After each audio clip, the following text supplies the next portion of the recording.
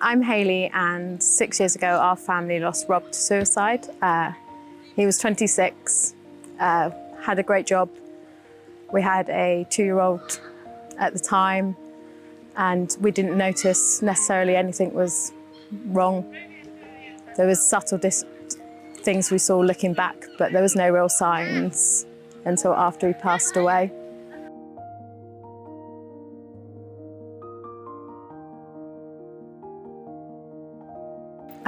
Rob reached out for help before he died. He went to his GP, but sadly he wasn't taken seriously. He turned up dressed smart, clean, presentable, and was turned away for crisis support because he didn't fit the description needed to suffer with depression. He didn't have a plan in place, and he was given help for a week later. But the day of his assessment was the day that we found Rob. So I don't necessarily think that having those tick boxes was a good thing, and the stigma of what a person who's suffering with depression is shown as is not always the right way.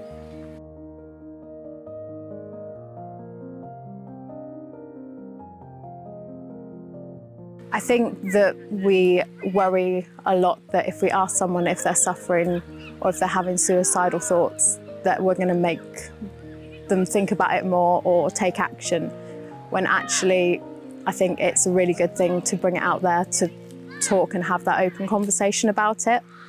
And with changing the narrative is making that more accessible, and especially with men, it's so hard sometimes to have that space to talk. And if we ask the question more and have that available, then I think it's only a good thing. And keeping people safe for now, we don't have to fix everyone right now and right there, but keeping them safe for now if they're having those thoughts and looking out for a better time and having that hope.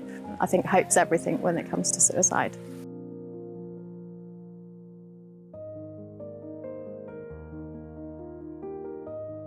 Speak more. If you're having those thoughts, talk out to someone, get help, hold on, keep yourself safe, and there is better days ahead. Even if you don't see them now, it might take a few, but suicide is switching off the light forever, and there's always a chance that it could get better. After Rob passed away, I quite often got told that his actions were selfish. I think using the language that we say to people, I will never say that Rob's choices were the right choices to make, and suicide is definitely not the right option. But I think it takes someone very brave to make that decision and follow it through. So when we say selfish, I think suicide is definitely not the selfish option in all of this.